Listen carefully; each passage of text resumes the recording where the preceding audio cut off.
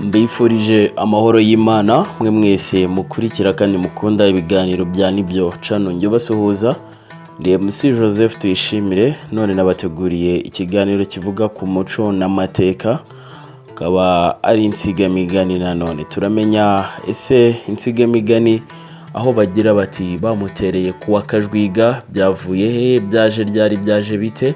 Ni ikiganiro mutegurirwa kandi mukagigezwaho na Nibyo Channel, ariko kandi ibindi biganiro nabyo binyura ahangaha bitari iby'umuco n'amateka. Ni ibiganiro bivuga ku iyobokamana n'ubuzima, urukundo ndetse n'utundi tuba twabaye mu bice bitandukanye.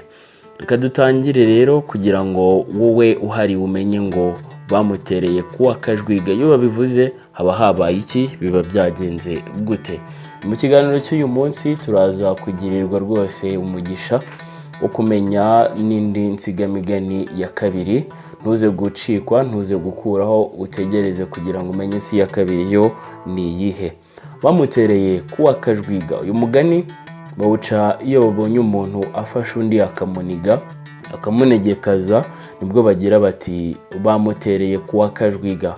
Wakomotse kuri Kajwiga k'imunyaga mu Buganza, aho ngaho rwose ni muri Kibungo, byabayeho hasaga mu mwaka w'1700. Kajwiga uwo yabyirutse ku ngoma ya Kigeli Ndabarasa, abyirukana ubuhanga bwo gukirana, arusha abandi bose bo mu karere k'Ubuganza n'Urukaryi n'Ubwanacyambwe. Amaze kuba icyamamare mu Buganza n'ahandi, abasore b'Imukarange basaba Ndabarasa ngo bazarushanwe gukirana. Aho ngaho Mukarange ubu ngubu ni mu karere ka Kayonza, kugira ngo abahazi barahazi. Ndabarasa rero ntiyatindiganyije, aramutumiza araza, amubwira ko amutumiriye gukira n'abasore b'Imukarange. Kajwiga byumvishe araseka cyane, kuko yabonaga ko nta wamuhangara. Ati wenda bose bazaze bazire rimwe, aho batuye Imukarange bababwire baze dukirane guhera kuri umwe kugeza ku wundi, cyangwa se banaze bateranye. Nuko bararikira abasore b'Imukarange kwitegura kurushanwa na Kajwiga. Igihe kigeze rero basesekara ibwami. Ndabarasa ati nimuhogi tujye ku Karubanda, aho abantu bose babarora. Baragenda no ku Karubanda, bahageze ruranzikana. Hanyuma umusore w'Imukarange batoranyije mu bandi agisumirana na Kajwiga, Kajwiga aramwesa. Hakurikiraho undi, Kajwiga amukubita hasi aramuvuna. Abandi basore b'Imukarange babibonye baratinya, bareguka. Kajwiga atsinda atyo. Maze gutsinda abasore b'Imukarange, noneho abikimenamutwe mu gihugu, bituma abyimbamo ikuzo ry'urugomo. Umusore wese bahuye akamuhata ngo bakirane, yabyanga Kajwiga akamufata ku gituna akamukubita.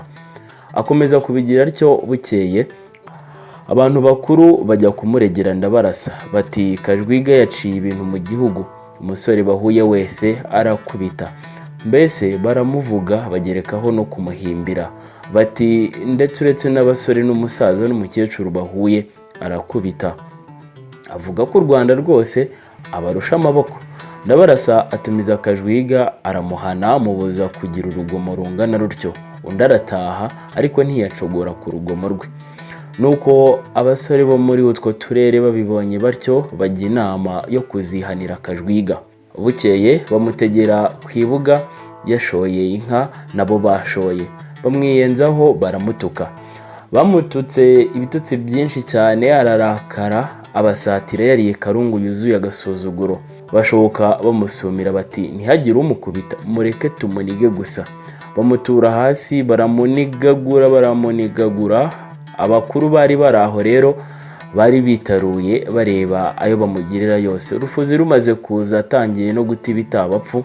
Abakuru bamubavunururamo, bamumukura mu nzara rwose yashegeshwe, bajya kumwondora.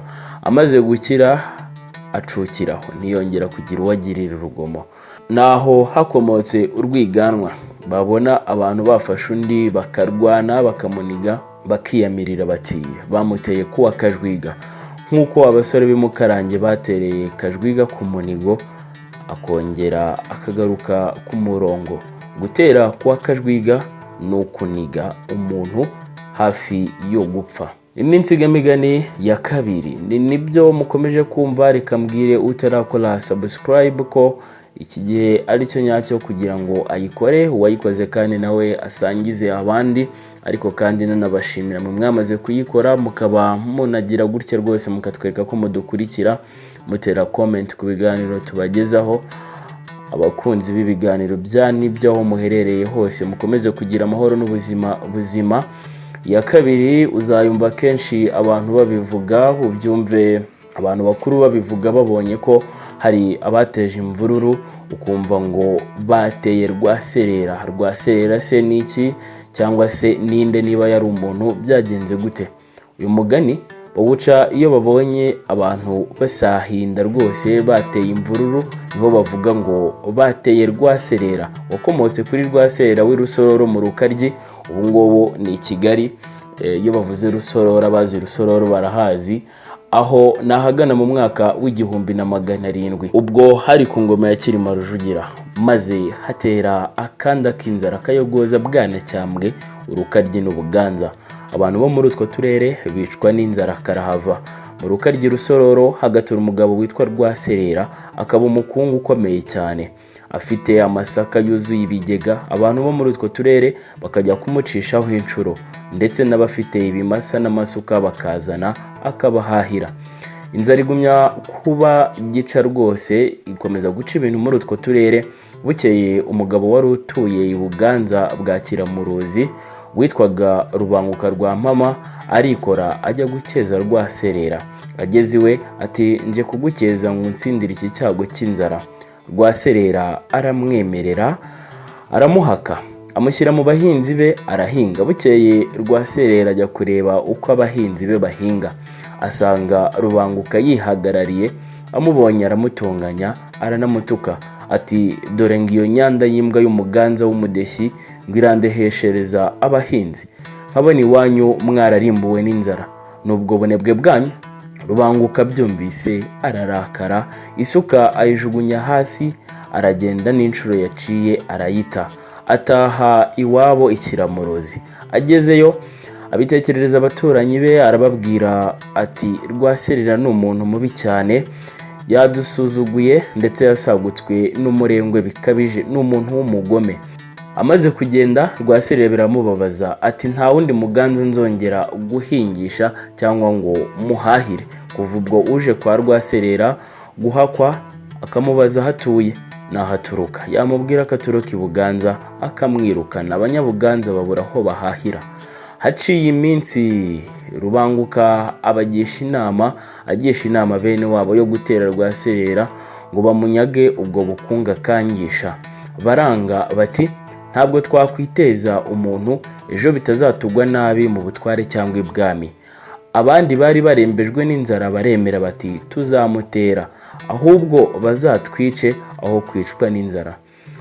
Nuko ngo bugorobe umugambi bawunogeje, barikora baboneza y'Urusororo ijoro ryose. Umuseke wa mbere utambitse bavuza induru ndende bati umwami yatanze Rwaserera. Rubanda bakangukira hejuru barashiguka koko. Abanyenzara bose babyumvishe batanguranwa kwa Rwaserera, mbese igihugu cyose kirashika n'isahinda gitera Rwaserera. Baramusakiza, baramusahura ibyo yari afite byose. Urugo baruha inkongi, ahariwe haratikira, hazize uwo mucancuro Rubanguka rwa Mpama w'Ikiramuruzi. Kuva ubwo rero babona abantu bari ku musozi basahinda bakavuga ngo bateye Rwaserera. Iyo ikaba ariyo nkomoko nyirizina. Ubwo baba bagereranya n'abateye Rwaserera w'Irusororo, abo bari gusahinda bamuteye azize agasuzuguro n'umurengwe. Gutera Rwaserera, gutera imvururu.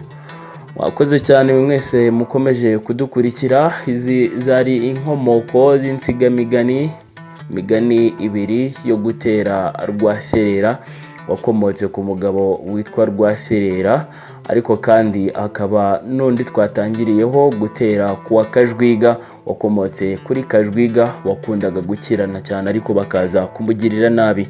Ukomeze mudukurikire, muduhaye ibitekerezo ku biganiro byindi mushaka, ariko kandi icyo nakubwira niba utarakora subscribe, ukomeze dutere inkunga uduha subscribe kandi n'abandi ubagezeho ibiganiro byacu.